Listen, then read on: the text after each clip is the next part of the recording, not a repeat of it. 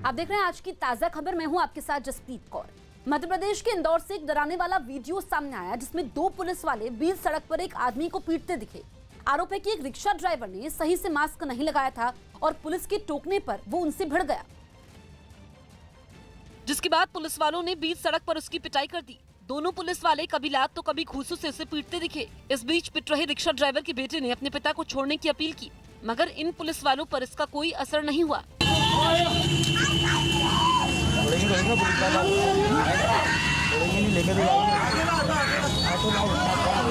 मारपीट होती देख बीच सड़क पर लोगों की भीड़ लग गई, लेकिन कोई भी मदद के लिए आगे नहीं बढ़ा।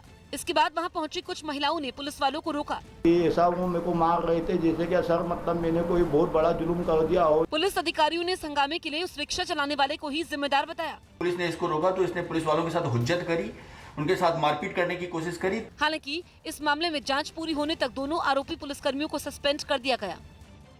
दिल्ली के हौस खास इलाके से हैरान कर देने वाला एक वीडियो सामने आया जिसमें कुछ लोगों ने चालान कटने पर सिविल डिफेंस के कर्मचारियों से मारपीट कर दी। बताया गया कि मास्क की जांच के दौरान जब एक कार को अचानक रोका गया तो उसके पीछे चल रही कुछ गाड़ियां उससे टकरा गईं, जिससे उस कार के ड्राइवर का गुस्सा 7वें आसमान पर पहुंच गया और वो आसपास के कुछ लोगों के साथ मिलकर सिविल डिफेंस के कर्मचारियों पर टूट पड़ा। इतना ही नहीं, उन लोगों ने सिविल डिफेंस कर्मचारियों को दौड़ा कर पीटा। उनके गुस्से को देखते हुए वहां मौजूद ट्रैफिक पुलिस वाले भी उन्हें शांत कराने की हिम्मत नहीं जुटा सके। इस दौरान कुछ महिला कर्मचारियों पर भी हमले की कोशिश की गई, लेकिन कुछ लोगों ने बीच बचाव कर ऐसा नहीं होने दिया। इससे पहले सिविल डिफेंस का एक कर्मचारी हंगामा करने वालों में एक आदमी को अपनी बेल्ट से पीटता हुआ दिखाई दिया। हालांकि कुछ ही देर में उसे शांत करा दिया गया। खबर है कि मारपीट का ये मामला पुलिस तक पहुंचा और फिर दोनों पक्षों की तरफ से केस दर्ज कर लिया। UP police gangster Mukhtar Ansari को पंजाब के रोपड़ से बांदा ले आई। सुबह ठीक 4:30 बजे ये काफिला बांदा जेल पहुंचा और सिर्फ 2 गाड़ियों को जेल के अंदर जाने की इजाजत दी गई। इस बीच जेल के आसपास भी सुरक्षा के कड़े बंदोबस्त किए गए। यहां तक कि मीडिया की गाड़ियों को भी जेल से 1 किलोमीटर पहले ही रोक दिया गया और जेल के चारों तरफ भारी पुलिस बल की तैनाती की गई।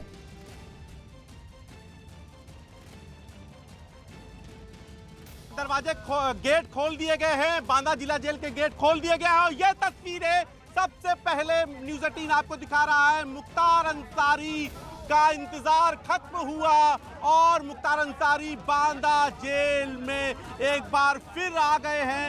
ये सामने आप देख रहे हैं गाड़ियों का काफिला जो अब मुख्तार अंसारी का आ रहा है। ये सब गाड़ियां आ रही हैं जो मुख्तार अंसारी को लेके जाएंगे। गेट खुले हुए हैं और यहीं से जो है पहली गाड़ी डिप्टी एसपी की जो है अंदर गई है और ये दूसरी एम्बुलेंस से मुख्तार अंसारी अंदर गए हुए हैं।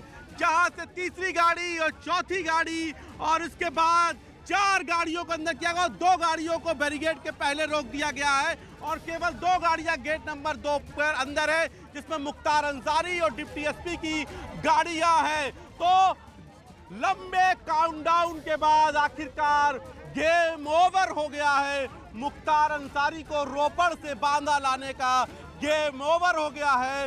यूपी पुलिस का मिशन सक्सेसफुल रहा। बिना किसी दिक्कत के बांदा जेल रोपड़ से मुख्तार अंसारी को लाया गया है और ये देखिए इस वक्त बांदा जेल के अंदर है मुख्तार अंसारी। गेट नंबर 2 के पास मुख्तार अंसारी की एम्बुलेंस रुक गई है और यहाँ से मुख्तार अंसारी को अब जो है नीचे उतारा जाएगा और सबसे आगे डिप्टी एसपी की गाड़ी है और उसके बाद जो है मुख्तार अंसारी की गाड़ी है। जम्मू के गांधीनगर इलाके से रोंगटे खड़े कर देने वाला एक वीडियो सामने आया जिसमें दिखा कि एक तेंदुए ने हमला कर 2 लोगों को घायल कर दिया। उसके पीछे वन विभाग की टीम करीब 5 घंटे तक इधर उधर भागती रही, तब जाकर उसे पकड़ा गया। लेकिन तब तक उस तेंदुए ने पूरे इलाके में दहशत फैला दी। लोग अपनी जान बचाने के लिए उससे दूर भागते रहे। इसी बीच उसने एक आदमी पर हमला कर दिया जिससे वो बुरी तरह घायल हो गया, जिसके बाद आसपास के लोगों ने उसे तुरंत अस्पताल पहुंचाया। खबर है कि उस तेंदुए ने इसी तरह एक और आदमी पर भी हमला किया। इस दौरान वन विभाग के कर्मचारी उसे पकड़ने की कोशिश में जुटे रहे, लेकिन जब तक वो पकड़ा नहीं गया तब तक पूरे इलाके में अफरा तफरी मची रही।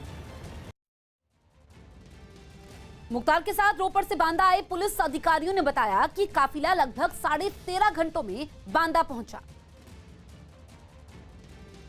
हमारे साथ इस वक्त सीओ साहब हैं सत्य प्रकाश जी, क्योंकि इनके ही निर्देशन में रोपड़ से बांदा तक टीम आई थी। सर, किस तरह का अनुभव रहा, क्योंकि वहां से यहाँ तक का लंबा? बहुत अच्छा अनुभव रहा। हम लोग उच्चाधिकारियों के निर्देश से माननीय एडीजी साहब, आईजी साहब, SP Banda sir, additional SP sir के मार्गदर्शन में इनको सकुशल रोपड़ पंजाब से लाके और हमने इनको सकुशल बांदा जेल में दाखिल कर दिया। कहीं किसी तरह की कोई समस्या नहीं आई है। मीडिया बंधुओं ने, सभी लोगों ने काफी कोऑपरेट किया है। कितने घंटे का समय रहा? लगभग 13.5 घंटे में हम लोग लेके आए हैं। लगभग 900 किलोमीटर पड़ता है। कहीं पर गाड़ियां रोकी नहीं गई खाने के लिए? वॉशरूम वगैरह के लिए जो हमारी नित्य क्रिया उसके लिए नित्य क्रिया के लिए जरूरत थी, केवल हमने वहाँ गाड़ी रोकी थी। बाकी कहीं कोई इस तरह की दिक्कत नहीं थी। मुख्तार अंसारी की स्वास्थ्य कैसा है सर? एकदम सही है, कहीं किसी प्रकार की कोई दिक्कत नहीं। जिस तरह की बीमारियां थी, कहा जाता है कि तकलीफ वो लोग डॉक्टर साहब बता पाएंगे, उस संबंध में मुझे कोई जानकारी नहीं है, लेकिन फिलहाल वो वर्तमान में स्वस्थ हैं, ठीक है। सीओ साहब हमारे साथ सत्य प्रकाश थे। उनका कहना था कि पूरी तरह से उनका जो टारगेट था यहाँ तक पहुँचाना, उन्होंने वो किया और सकुशल उन्हें यहाँ पर पहुँचाया है। अब जो उनका स्वास्थ्य ठीक है, उसके साथ ही डॉक्टरों की मेडिकल टीम जो उसका चेकअप कर रही है। यूरोप के देश आइसलैंड से बीते कई दिनों से जिस ज्वालामुखी के पास पर्यटकों का जमावड़ा लगा था, वो एक बार फिर वीरान हो गया। ज्वालामुखी के खतरनाक रूप अख्तियार करने के बाद उसे तुरंत खाली कराने के आदेश जारी किए गए और वहां घूमने पहुंचे सैकड़ों लोगों को आनन फानन में हटा दिया गया, क्योंकि ज्वालामुखी में करीब 500 मीटर लंबी एक नई दरार पड़ने के बाद लावे के कई मुहाने बन गए और पहाड़ पर जगह जगह लावा फूटता दिखा। सफेद भाप के गुबार और सुर्ख लावे के फव्वारे के बीच ज्वालामुखी ने आक्रामक अवतार ले लिया तो उसके आसपास भटकना भी मौत के मुंह में जाने के बराबर हो गया। नतीजा ये हुआ कि प्रशासन ने वहां डेरा जमाए लोगों को वापस भेज दिया और बीते कई दिनों से सैलानियों से गुलजार जिस ज्वालामुखी पर 24 घंटे चहल पहल रहा करती थी, वहां फिर सन्नाटा पसर गया।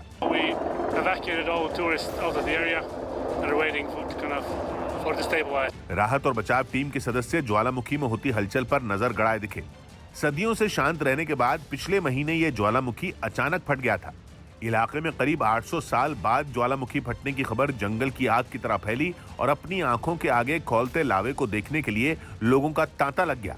अब तक करीब 30,000 लोग इस ज्वालामुखी को देख चुके हैं। जम्मू कश्मीर के श्रीनगर में सुरक्षा बल के जवानों ने आतंकवादियों के छिपे होने की जानकारी मिलने के बाद तलाशी अभियान चलाया। श्रीनगर के शाह हमदन कॉलोनी गुलाब बाग में ये तलाशी अभियान चलाया गया। बताया गया कि 2 से 3 आतंकवादियों के छिपे होने की जानकारी के बाद सुरक्षा बल के जवानों ने पूरे इलाके को घेरा और आतंकवादियों की तलाश तेज कर दी।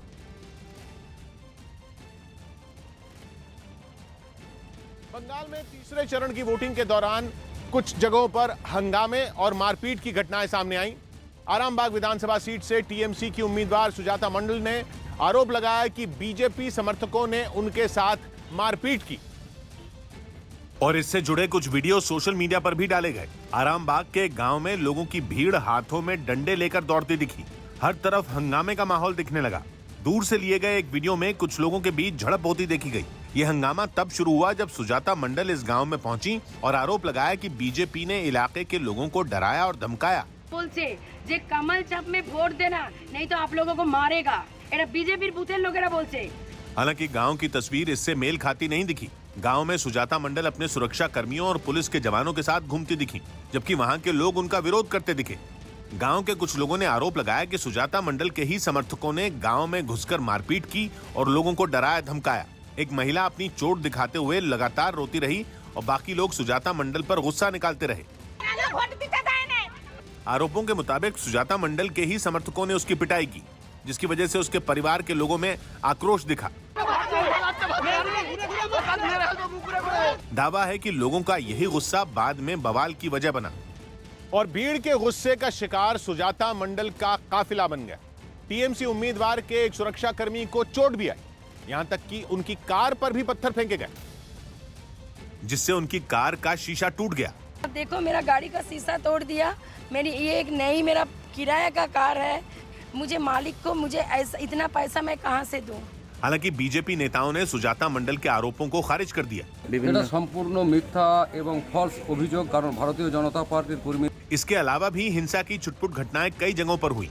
केशवपुर इलाके में टीएमसी पर आरोप लगा कि उन्होंने बीजेपी समेत कुछ और दलों के पोलिंग एजेंट बैठने ही नहीं दिए।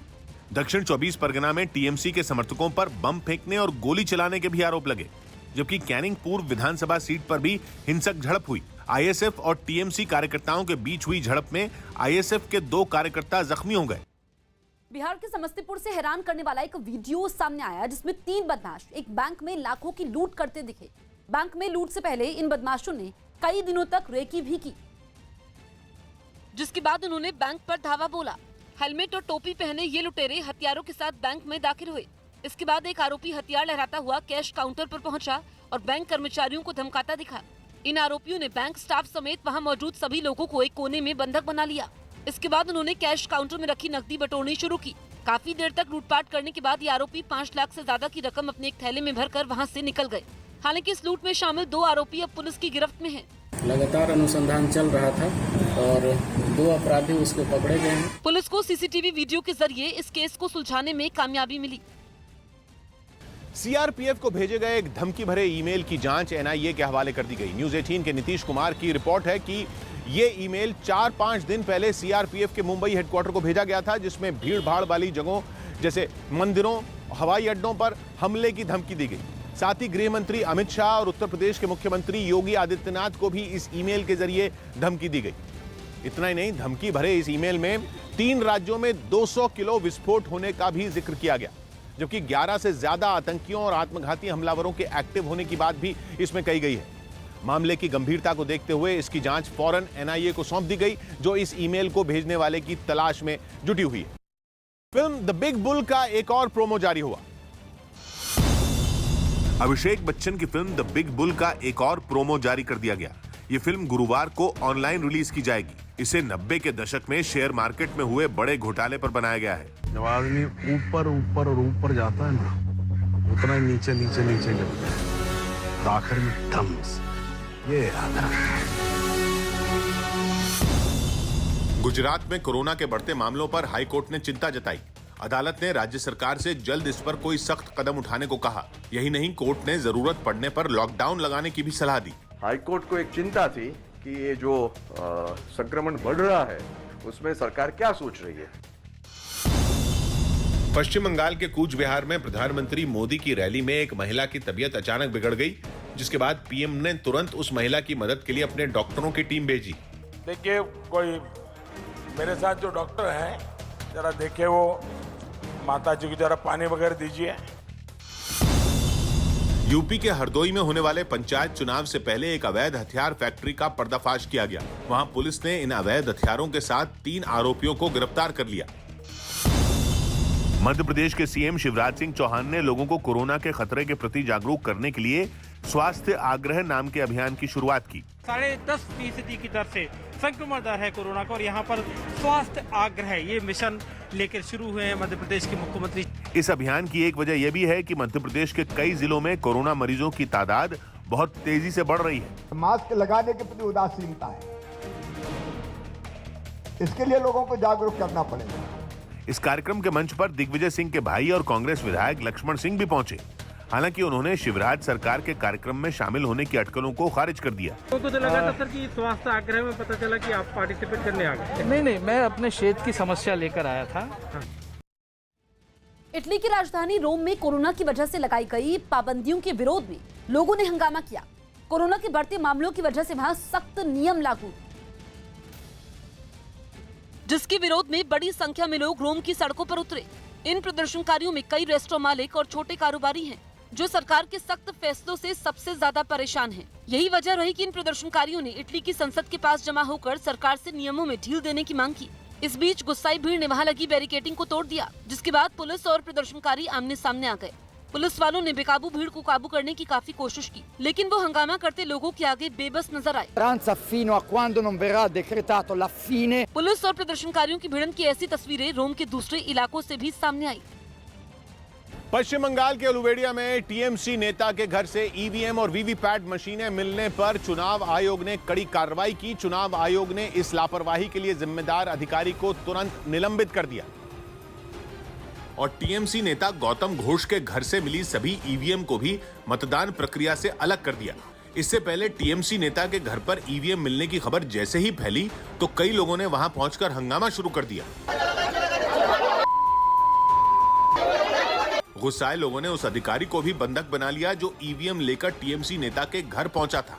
बाद में सुरक्षा बल के जवान वहां पहुंचे और सख्ती दिखाते हुए उन्होंने सब लोगों को वहां से खदेड़ दिया।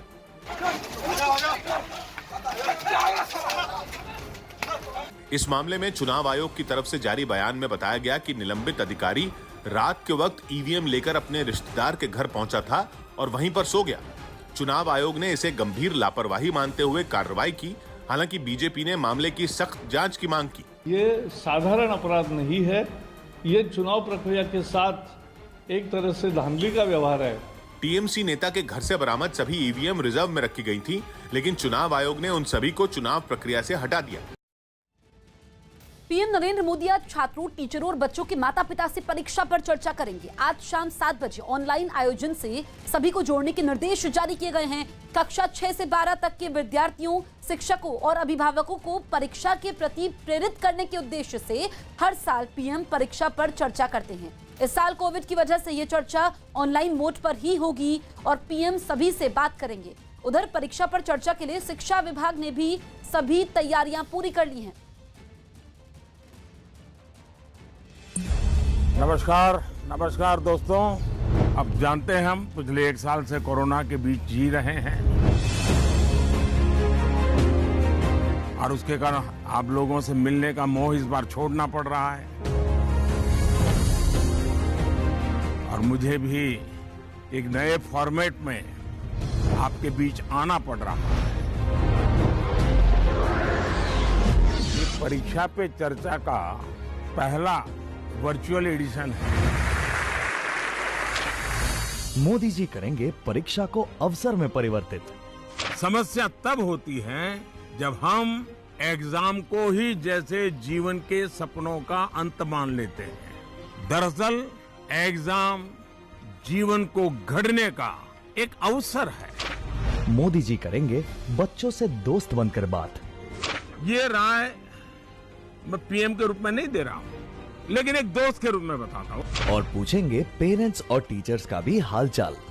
आपकी सोच, मेरी सोच, आपके इरादे, मेरे इरादे, हम साथ साथ ही हैं। मोदी जी दिलाएंगे तनाव से मुक्ति। मेरे दोस्त क्या कहेंगे, मम्मी पापा क्या बोलेंगे, वो तनाव कभी कभी बोझ बन जाता है। मोदी जी जगाएंगे बच्चों में नई शक्ति। देखिए दोस्तों, खाली समय इसको खाली मत समझिए, ये खजाना है, खजाना। पार होंगी बाधाएं, खोजेंगे नई दिशाएं। अच्छी किताब, अच्छी मूवीज, अच्छी कहानियां, अच्छी कविताएं, अच्छे मुहावरे या अच्छे अनुभव, ये सब एक प्रकार से ट्रेनिंग के ही टूल्स हैं। आइए करते हैं नए ढंग से परीक्षा पे चर्चा वर्चुअली। ये परीक्षा पे चर्चा है, लेकिन सिर्फ परीक्षा की ही चर्चा नहीं है। आइए करते हैं परीक्षा पे चर्चा। दिल्ली में कोरोना मरीजों की लगातार बढ़ती संख्या को देखते हुए केजरीवाल सरकार ने राजधानी में नाइट कर्फ्यू लगाने का ऐलान कर दिया। राजधानी में पिछले कई दिनों से रोजाना 3,500 से ज्यादा मरीज सामने आ रहे हैं।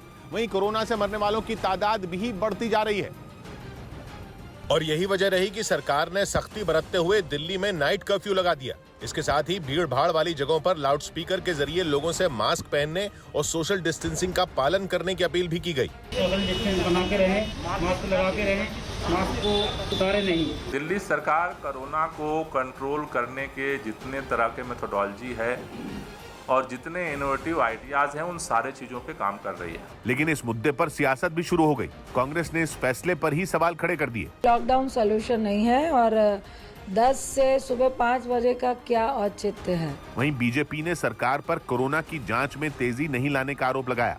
कर्फ्यू लगाया अच्छी बात है, परंतु इसके अलावा और भी इनको यत्न करने पड़ेंगे। हालांकि दिल्ली के कई लोगों ने सरकार के इस फैसले की तारीफ की और उम्मीद जताई कि इससे कोरोना मरीजों की संख्या घटेगी। अच्छा डिसीजन है ये, सख्ती होनी चाहिए। वहीं कुछ लोगों ने दिन में भी पाबंदियां लगाने पर जोर दिया, क्योंकि देश के कई दूसरे राज्यों की तरह दिल्ली में भी कोरोना का खतरा लगातार बढ़ रहा है, जिसकी वजह से दिल्ली में 30 अप्रैल तक रोजाना रात 10 बजे से सुबह 5 बजे तक नाइट कर्फ्यू लागू रहेगा। इस दौरान ट्रैफिक की आवाजाही पर कोई रोक नहीं होगी और जो लोग कोरोना की वैक्सीन लगवाने के लिए निकलेंगे उन्हें भी नहीं रोका जाएगा, लेकिन इसके लिए ई पास जरूरी होगा, तभी उन्हें रात में बाहर निकलने दिया जाएगा।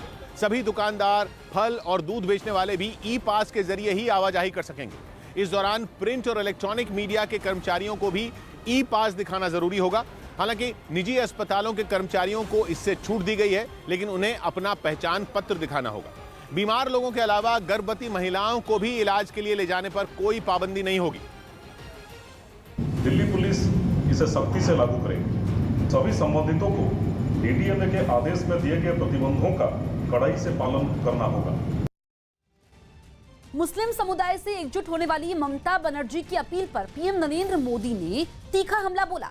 पश्चिम बंगाल की कूच बिहार की चुनावी रैली में पीएम ने ममता के बयान का मुद्दा उठाते हुए उन्हें निशाने पर लिया। अभी हाल ही में आपने कहा कि सभी मुसलमान एक हो जाओ, वोट बंटने मत दो। आपको यकीन हो गया है कि मुस्लिम वोट बैंक की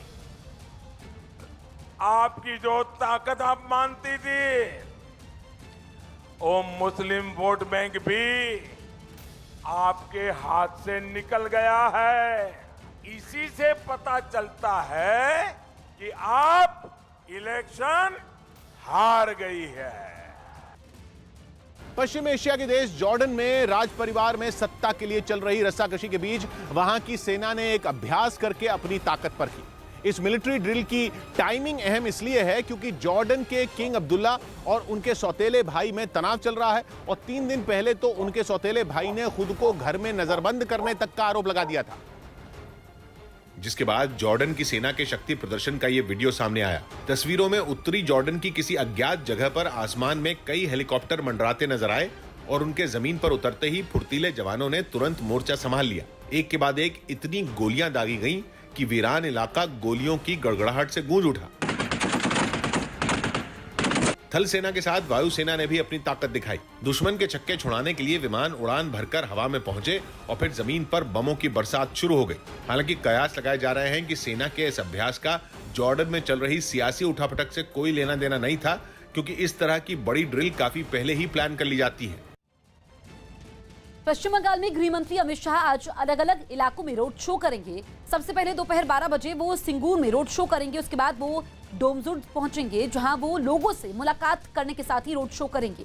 इसके बाद वो दोपहर करीब 3 बजे हावड़ा जाएंगे और वहां रोड शो करके लोगों से पार्टी के लिए वोट मांगेंगे।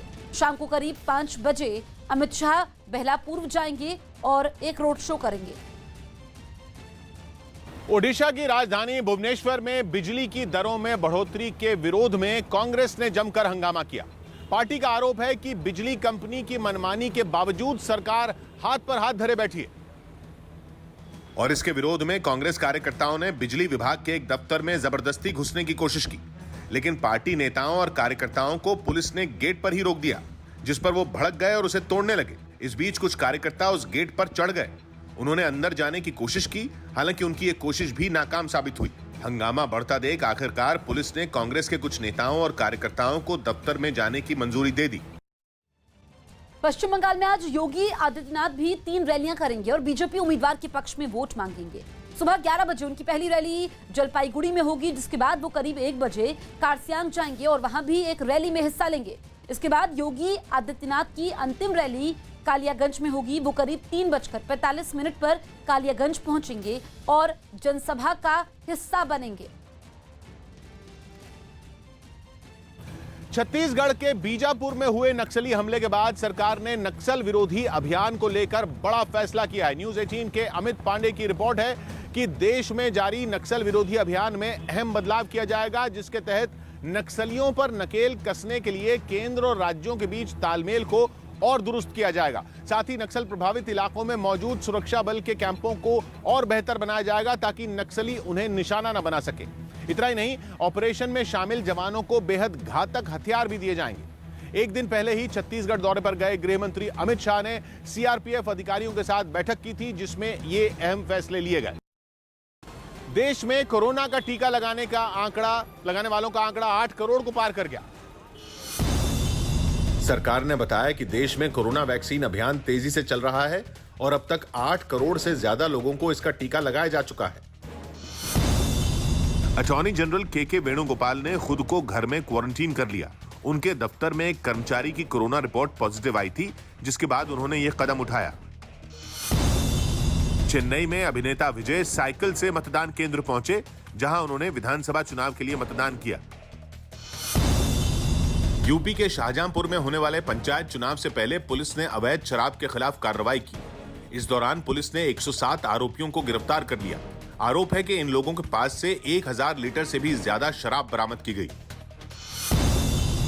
उत्तरी दिल्ली नगर निगम ने कोरोना का टीका लगवाने वाले लोगों को प्रॉपर्टी टैक्स में छूट देने का ऐलान किया। नगर निगम को उम्मीद है कि इस फैसले के बाद वैक्सीन लगाने के अभियान में तेजी आएगी। उत्तरी दिल्ली नगर निगम एक स्कीम लेकर आ रही है कि परिवार के सभी लोग टीका लगवाओ और 5% अलग से छूट पाओ। कोरोना का टीका लगवाने पहुंचे लोग इस ऐलान से खुश नजर आए और उन्होंने दूसरे लोगों से भी टीका लगवाने की अपील की। प्रॉपर्टी टैक्स में जो सीनियर सिटीजन को मिलती है उसके अलावा भी 5% मिलेगी। बीजेपी के स्थापना दिवस के मौके पर पीएम नरेंद्र मोदी ने कृषि सुधार कानून और सीएए पर भ्रम फैलाने वालों को आड़े हाथों लिया। आज गलत नैरेटिव बनाए जाते हैं, कभी सीएए को लेकर, कभी कृषि कानूनों को लेकर, कभी लेबर लॉ को लेकर। बीजेपी के प्रत्येक कार्यकर्ता को समझना होगा कि इसके पीछे सोची समझी राजनीति है। बांग्लादेश की राजधानी ढाका में हजारों लोगों ने मिलकर लॉकडाउन के विरोध में जमकर प्रदर्शन किया। बढ़ते कोरोना मामलों की वजह से वहां एक हफ्ते के लिए बाजार, पब्लिक ट्रांसपोर्ट और शॉपिंग मॉल को बंद रखने का ऐलान कर दिया गया और शाम 6 बजे से सुबह 6 बजे तक लोगों के घरों से निकलने पर भी रोक लगा दी गई, जिसके खिलाफ हजारों लोग सड़कों पर उतर आए। उनमें बड़े पैमाने पर शॉपिंग मॉल के कर्मचारी और वहां अपनी दुकान चलाने वाले लोग भी शामिल थे, जिन्होंने सरकार के इस फैसले पर कड़ी नाराजगी जताई और हाथों में पोस्टर लेकर जमकर प्रदर्शन किया। उन्होंने आरोप लगाया कि सरकार कोरोना के नाम पर उन पर ज्यादती कर रही है, जबकि बड़े बड़े कारोबारियों को छूट दी जा रही है। पिछले कुछ हफ्तों में बांग्लादेश में कोरोना मामलों और उससे होने वाली मौतों के आंकड़े तेजी से बढ़े हैं। मरीजों के बढ़ने से अस्पतालों पर बोझ भी बढ़ गया है और यही वजह है कि सरकार ने भी ढाका समेत कई शहरों में सख्ती बढ़ा दी। महाराष्ट्र के उस्मानाबाद में एक पेट्रोल पंप के पास खड़ी बस में आग लगने से हड़कंप मच गया। बस में आग कैसे लगी इसका पता नहीं चल पाया, लेकिन वहां से जो तस्वीरें सामने आई उसमें वो बस लपटों से घिरी नजर आई। बस की खिड़कियों से भी जोरदार लपटें निकलती दिखाई दी। पेट्रोल पंप से कुछ मीटर की दूरी पर खड़ी बस में आग लगने की वजह से वहां हड़कंप मच गया। जानकारी मिलते ही दमकल की गाड़ी वहां पहुंची और आग बुझाने का काम शुरू किया। थोड़ी देर की मशक्कत के बाद बस में लगी आग को बुझा लिया गया, लेकिन इस हादसे में बस पूरी तरीके से जलकर राख हो गई।